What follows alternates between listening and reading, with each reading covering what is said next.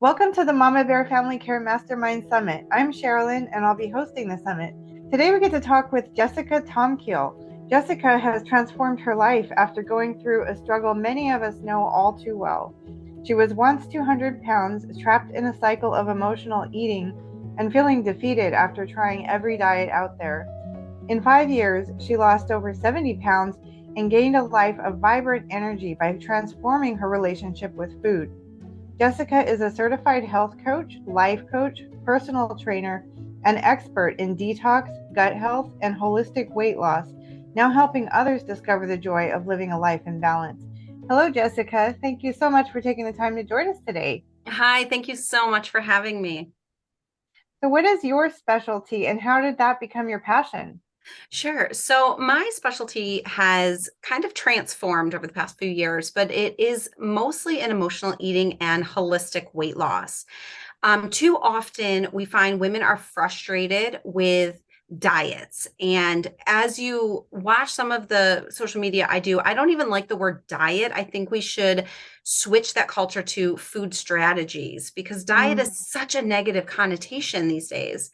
Um, but I like to help women understand their relationship with food because without that, you're not going to have sustainable weight loss. And the reason I fell into this was at my rock bottom. I was over 200 pounds. I had just gotten out of an extremely abusive marriage, toxic divorce, and I was pretty much left raising two children under three alone. I just graduated from law school. I was jobless, almost homeless, and I was just at the lowest point of my entire life. Food was comfort, food was solace to me. And ultimately, food was kind of my downfall. I felt stuck in this food cycle. You eat for comfort, but then media is telling you you need to lose weight. You do these fad diets, you lose the weight and you're feeling good, but as soon as you stop, as so many of us know, you've regained that weight. It's Yeah. unbelievably frustrating and it becomes very demoralizing. It was when I had this aha moment and I realized it's not what I'm eating, it's why I'm eating. And it just kind of clicked to me that I was reaching for food not because I was physically hungry, but because it was filling this void inside of me. So I learned on my own before I got certified how to just tackle this emotional eating. I was able to lose over 70 pounds and I pretty much kept it off, as you said, for like the last 5 years. This inspired me. I'm like, if I can do it at my very rock bottom, I know I can help others. So I got my certifications, I started my own business, and now I am really committed to helping other women figure this out for themselves, transform their own relationship with food so that they can also experience sustainable weight loss. Wonderful. Well, I can't wait to dig more into this. So, what is emotional eating for those of us who might not have a really good grasp on exactly what you're talking about? Yeah, that's a great question. So, just to back up, emotional eating is when you're eating in a response to emotions. And generally, people think it's eating in response to stress or anger, frustration, anxiety, but it also can go the other way. A lot of us can overeat at celebrations. So, Mm. it's eating when you're feeling certain emotions. And instead of feeling those emotions, we reach for something to make us feel better in the moment. And we're eating for emotional hunger rather than physical hunger. Physical hunger itself is it's a very gradual thing. When your body needs fuel, it kind of like nudges you a little bit. Like, hey, you're going to need some fuel. You might want to fill me up. And you will be able to be satiated by a wide variety of food. But when we feel this emotional hunger, and I know many people can relate, it's that intense craving. It comes on suddenly, and you're like, I just need to have this food, whether it's a Right. specific food or a specific type of food, salty or sweet. But I have Mm. found that emotional eating really is a barrier to weight loss because until we understand those root emotions that make us reach for food, you're going to keep going into that vicious cycle of eating with your emotions and not losing the weight. Yeah, wow. I've heard you talk about this like on your Instagram and online, and it got me thinking because it sounds a lot like what I've heard around addictions. Mhm. Is it an addiction or can it be? So while I'm not a licensed psychologist, I did do undergrad in psychology. So I do really enjoy that part. But based on my own experience and research, I would definitely say it can be. While I'm not saying all the people who emotionally eat are addicted to food, the act of using food as a coping mechanism can become habitual and compulsive for people. And as many of us Yeah. know, addictions itself create this reward loop in your brain. And using food as a temporary relief of your emotions while it feels good in the moment, unfortunately leads to long-term negative consequences. Yeah, okay. And thank you for that reminder. Just to be clear, we're not claiming to be psychologists or doctors Mhm. here. We're talking about in general as lay people, Yep. the idea of addictive type patterns. Because Mhm. a lot of us, we have sort of what people might call an addictive personality. So we're using these terms sort of very, very loosely. Mhm. Um, but I mean, because I've been through a lot of wellness classes in my healing journey, for example, and so if we come from a family pattern where there's been alcoholism, say, even if it wasn't our parents, if it was several generations back, sometimes those patterns can live on in our families, Mhm. right? And so we can have that tendency. And so, I learned for myself, it was a huge aha moment when I realized, for example, that something like anxiety or worry or those kinds of things can almost be spoken of as sort of addictions because and even have a physical component because when we have certain emotions, those are associated with certain chemistry in our brains. Yep. So they're producing physical chemicals that our cells are reacting to, producing Mhm. more receptor sites and creating new neural pathways and habits. And to some degree, that can become a sort of addiction. And so, yeah, thank you for for talking about that. It's more of a pattern, I think, Mhm. right? And Yeah. so, yeah, so if someone's addicted to drugs or alcohol or something like that, although it's not easy and not everyone's able to succeed, it's possible to abstain completely from their Mhm. trigger to avoid it, right? But that's not Yep. possible with food because food is something we deal with every day. So, whether or not it's technically at the level of an addiction, what can we do about this unbalanced relationship with something that's a necessary part of everyday life? Yeah, that is a very unique challenge when it comes to any type of emotional eating or people with eating disorders. Food's essential to survival. We cannot go without food. And it presents this really unique challenge when compared to other addictions. Because as you said, drugs and alcohol, we can finally, once you go through rehab and everything, you can abstain from it, but you can't abstain from food. So, Right. what we have to do is we have to use this first step of understanding our own emotional triggers. You need to know what sets you off. By understanding Mm. those roots, it's going to help you choose a different response. We ultimately have to replace the reaching for food with some other type of coping mechanism. Some people might be taking a walk, calling a friend, or getting a new hobby. And as we all know, building new habits is absolutely not easy. But learning to replace these unhealthy habits with newer, healthier ones is what is going to give us this long term health that we're all looking for. Mm-hmm. One thing I've heard that can be a real trigger for a lot of people with emotional eating, or even one of the speakers on the summit is Christy Tate, and she wrote the book Group. Mhm. And part of her story was about overcoming bulimia. And so she, wrote a lot and speaks a lot about eating disorders, as you mentioned. And one thing I learned from her story is that she said that sugar can be like one of the worst things to kind of throw you off and start that cycle of cravings. Is Yes. that what you found too? And are there any others? Yeah, absolutely. Sugar, I think I've read some research that they say that sugar actually is more addictive than cocaine when they Oh did my a goodness. study in lab rats. And it creates this, again, this addiction where you have a little bit of sugar, it makes you super happy. So you're like, ooh, I want more. But as Oh any yeah. other addiction, you want more and you want more and you want more. But Yeah. then it also messes with all your hormones inside because you've got your insulin, you have all these different other hormones, which I won't get into because that goes into a whole nother thing. But Yeah. by having like elevated blood sugar, it affects your digestion, it affects the way we handle things, and you're left just wanting more. It's a very difficult thing to cut out sugar, as anyone knows. Oh yeah. Yeah.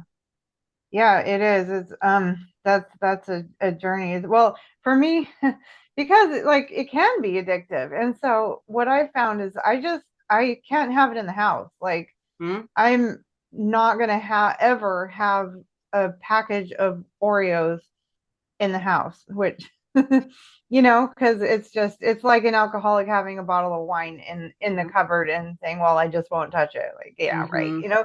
Yeah. And so that's a good step because I might not be able to have as much control as I would like if it's right in front of me, but what I can Hmm. control is not having it in the house. And Absolutely. one thing I've heard on this subject is that never quite hit home for me was that food should strictly only be for nourishing our physical body because I get it. Like I hear that, but for one thing, that just sounds so depressing to me, Yeah. honestly, because I mean, and depending on the cultures we come from, I'm a fourth generation Mexican on one side of my family. Hmm. And there's a lot of like culture around food. And, so I was just thinking, I was thinking to myself, like, what what is what is healthy for food regarding emotions? Are we really supposed to have no emotional connection to our food? Is supposed to be this clinical way of just nourishing our bodies, Yeah. and it has, I think, a natural and potentially healthy connection to our emotions because as infants, if all is well, food is intrinsically connected to a deep emotional experience, Hmm. one of the most powerful in our lives, bonding and being nurtured with our mothers. And so, how can we maintain that healthy emotional component without having it become a compulsion or like cutting out the emotional aspect? Yep. That's a great question. So, food is emotional, regardless of being an emotional eater or not. We have this emotion towards food. And we don't want to look at this as a very black and white type subject. There are no strict rules because something I've learned in my health coaching is everyone is very different. Everyone has bio individuality, everyone has their own health story.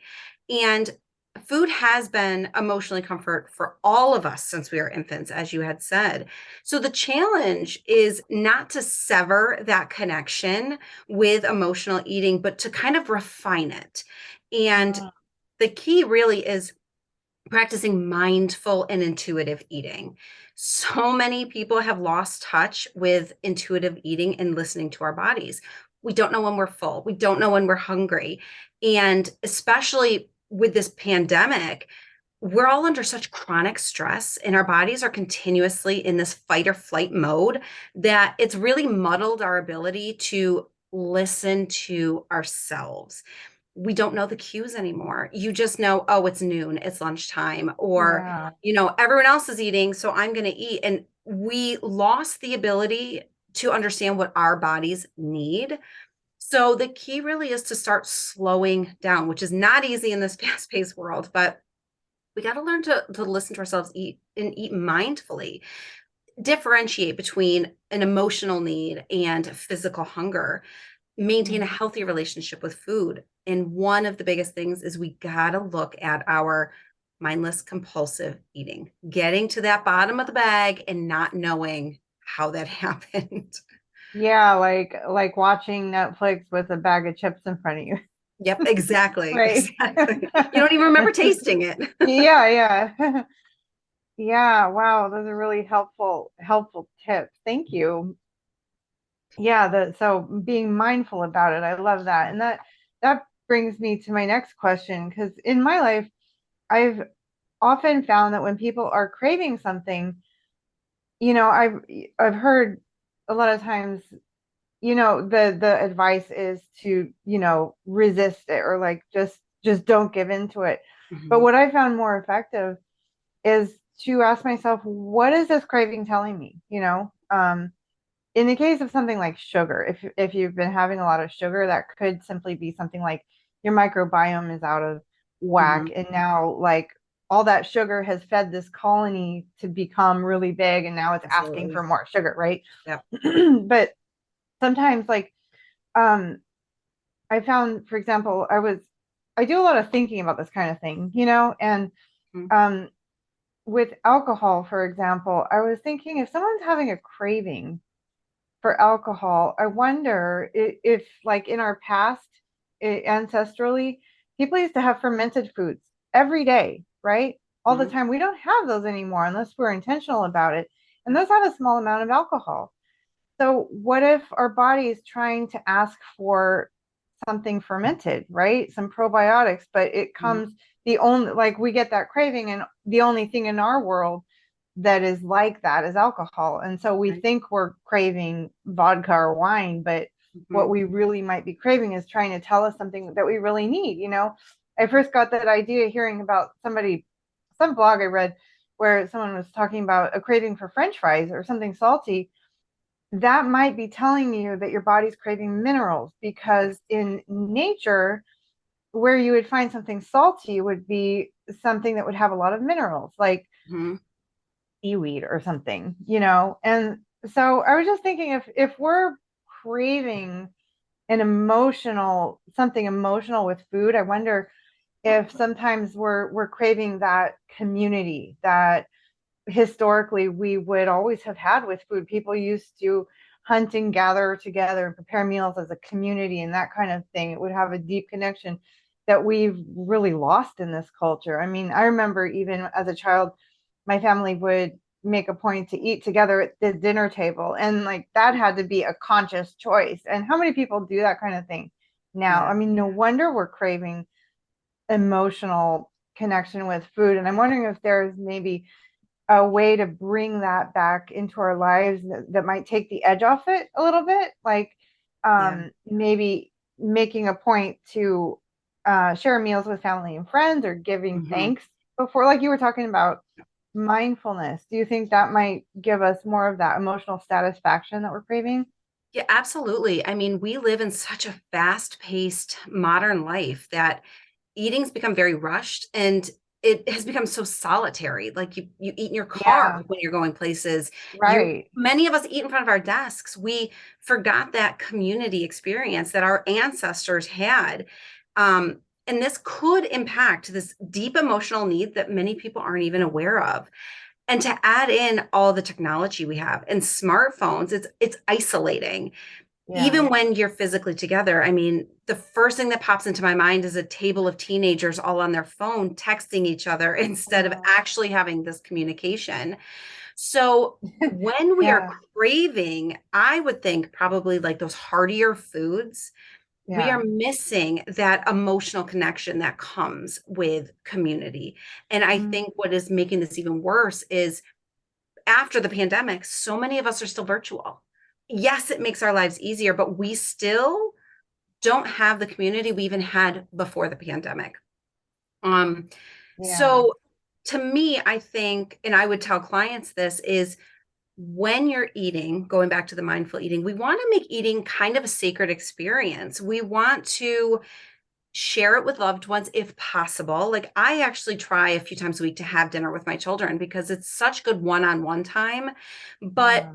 even if you don't have that as an option, just expressing gratitude for what you're about to eat, taking those few moments to look at what you have to eat, smell it, know what the flavors taste like, giving that few extra minutes could help you reconnect even in that small way that potentially could lessen some of those emotional cravings that we see. Wow, interesting. I love that, making it a sacred time, you know? And it's definitely a journey, but a part of the Mhm. journey for me was I noticed that I was just kind of not treating myself very well with the way I would prepare my meals. Like if I was going to make it for someone who came over, like family or Mhm. friends, I would make it all special, make it pretty and stuff. But if it was just for me, I just kind of throw it in a bowl, right?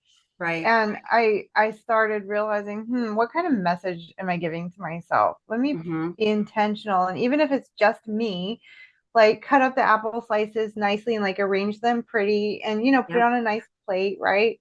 Yeah. That's exactly mindful eating. Um, People think that mindful eating starts when that fork is full of food, but your mindful eating can actually start as early as going to the farmer's market or the grocery store and picking out the food that looks appetizing to you. Too many of Mm, us reach for this processed food, which we all know is filled with stuff we don't want to put in our bodies. But if we can take those few extra moments and pick out an apple that looks really appetizing and yeah. admire it, have gratitude that we have things like this, and get out your nicer dishes. They're always put away for special times, but Right. this is part of self-care. Like, allow yourself to have a glass plated dinner and a nice cup and really enjoy your meal. Because not only are you going to slow down and understand your intuitive eating, but you're letting your body know that I respect you. And it's just ways of honoring ourselves and listening to ourselves that is going to push us in the right direction of our health. Oh, yeah. Yeah, I love that, honoring ourselves. Yeah, it gives us a good foundation because Mhm. when you feel better about yourself, you're more inclined to make good choices, Yep. right? In lots of different areas. There are a couple of questions I wanted to ask every expert to help the audience see the connection that your work has with empowerment, or what I'm calling mama bear energy, Mhm. and ecological living. What mama bear energy means to me is making the decision to stand up for what's most important, despite outside resistance or sacrifices that might have to be made, especially when what's needed is a bit unusual or unpopular or is a stretch from what we're used to. Standing up for our values. So, how has this kind of decision been part of your journey? Yeah, thinking about the mama bear energy, I think two main parts of my life come to mind. The first is, again, going back to that time that I was at my absolute lowest. I was jobless, raising two kids. I was almost homeless and I did not know what to do. And as a mom, like, I wanted to provide for my children. I did not want to just look for handouts. That's not the type of person I am. I had to stand up for myself. So I hit the job market extremely aggressively. I sent out hundreds of resumes and I ended up taking a temporary job that was far below my educational level because I had just graduated from law school. But to me, that was harnessing my mama bear energy because I had to do what I needed for my kids. I needed to create some point that I could spring off of, but know that we are okay in the moment. So that was like one type. Another one is years later, I had an established career as an attorney. We are doing great, but I realized that's not my passion. While Mm, I was good at my job, I didn't feel fulfilled. So, despite everyone telling me how risky it was and what a dumb move it is to move into health coaching, I realized this is where I want to be. This is where I feel like on fire. So, even though I was working the other job because I have to take care of my kids, I harnessed that mama bear energy and I started my own business. Like, I got certified. I am coaching and I couldn't be prouder. that's awesome. What gave you the strength to make that choice with what you were getting from other people? Like some of those words can hurt, like that's a dumb move, or Yeah. it's easy to second guess yourself. What gave you the drive and the motivation to continue? I mean, I would have to say, unbelievable. It has to be my children. They have fueled my drive. And I don't think I would have overcome all the challenges that have been put towards me without them. They really put me in a good place. No matter how hard things get, I know that things will be okay. I also knew that by living the life I have and all the challenges that were thrown my way, I was creating this blueprint that I can use to help other women transform their lives that may have been going through these type of challenges. As women, we deal with so much on a day-to-day basis, and knowing I could share my story and even inspire one other woman to help her change her life and get control, that really helped me. So as each obstacle came, the rejections and these small wins, it really helped my emotional resiliency. And I just started looking at these challenges as stepping stones towards this life I wanted to create for my kids.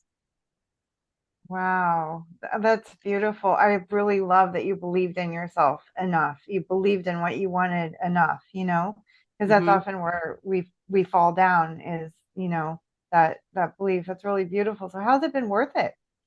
Absolutely. I'm not going to say it hasn't been a struggle. There are days that, I have to give myself that loving kick in the rear end to get going. But, I'm happy. I have lost the weight and personally I've grown. I've created this ripple effect in my children where they now see the health choices mommy is making and they can start interpreting these even if they don't notice it now, but it's going to carry with them throughout their life. And I truly believe that the small ripples that we have in our own family and our household will ripple out to the world and create massive change. And one of the things I think I'm super excited about is being able to help other women. Like we love Yeah. it when we can have our own success story, but there's just something about it when you can say, I can help you and you can see the growth in other people. And if I can help other women understand their emotional eating and start creating their own dream life, then it's all worth it. Oh, beautiful. I love that. I love the ripple effects too. And that Yeah. brings me to what I'm calling eco-friendly living has to do exactly with that is how we're affected by the systems around us and how we affect the systems around us, and living in harmony with them, including how the reality of how we are made and what we really need, instead of fighting against those realities of like what we're all a part of, right? Because that really doesn't work in the long run. Yeah. So, how does coming out of denial about what our minds and our bodies are trying to tell us and honoring ourselves by listening to them, how does that empower us and how is that worthwhile? Yeah, so when we're in denial about emotional eating or unhealthy things that we might be doing in our life, essentially we're fighting our own internal system. The first step that anyone can do, and you can do it today, is just by acknowledging it, by understanding I have some work to do, is your first step towards creating that harmony inside and out. But it is important to understand these triggers that we may all have. Understanding your triggers is going to give you the power to start making more conscious decisions. And I truly believe that in the world we're living in, and especially in the United States, we need to stop being so reactive to our healthcare and our own health and start being proactive. Too many of us wait until something's wrong and you go to the doctors and they push all these medicines at you Right. instead of really getting in tune with your own body and trying to work on your health before it becomes a problem. Again, it goes back to just listening and understanding ourselves inside and out. And I think by doing that, you're going to start living in more alignment, making aligned choices. And this can be eco friendly because if you are understanding your choices and why you're making them, you're going to start consuming less, wasting less. And like I said before, this ripple effect of your health is going to have a greater impact. Oh, definitely. Yeah. Yeah, beautiful. And to help the audience do that, Jessica has two free gifts that she's offering. One is called Halt Your Emotional Eating, and the second is called Master Your Cravings. It's a guide. Can you tell us about those, Jessica? Yes. So I love to give out free advice and tips all the time when it comes to emotional eating because so many people deal with it and they don't realize it. So the first guide I created, it's just 8 steps that you can go through and it's going to help you keep your nutrition on track. But it also gives you a little information on what emotional eating is. The second is more of a 5 step process to really start overcoming emotional eating. And there are things that you can implement today. Um, by doing this, you are going to start to reclaim your life and get the health that you want. Great. So those links are available right here on the page. And Jessica, what have you got going on now, and what's the best place for our audience to find out more about your work? Yep. So I am currently doing one-on-one coaching, and I'm hoping shortly to be launching another round of my group coaching with emotional eating. It's very exciting. Very easy to find me. Everything is just my name. So you can find my website at jessicatomkeel.com. Instagram is where I put in a lot of tips and tricks out. That's just at jessica.tomkeel. But just Google my name and you will be able to find me in all of my website and my social media. Okay, great. Jessica, thank you so much for sharing your knowledge and experience with us. It's been wonderful. Thank you so much for having me. This has been fun.